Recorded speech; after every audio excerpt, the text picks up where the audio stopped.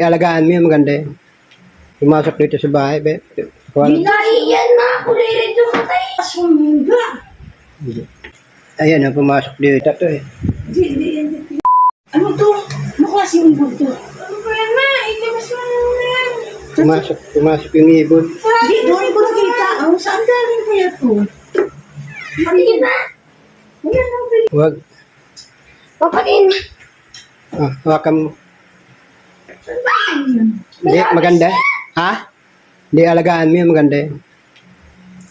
Pumasok dito sa bahay, be. Ginahiyan na ako dito matay. Baka sumingga. Anak, Ayan na, pumasok dito. Tikling yata to eh. di. Ayan, tikling. Saan Ayan, galing yan? ano ibon kaya to guys? Bigla nyo na pumasok dito, galing sa labas. Ay, yung ano, Wala nag-aalaga sa ating ganyan. Di, ano yan? Lahi. limokon. Sa atin na yan.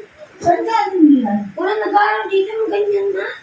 Kaya nga, saan galing yan?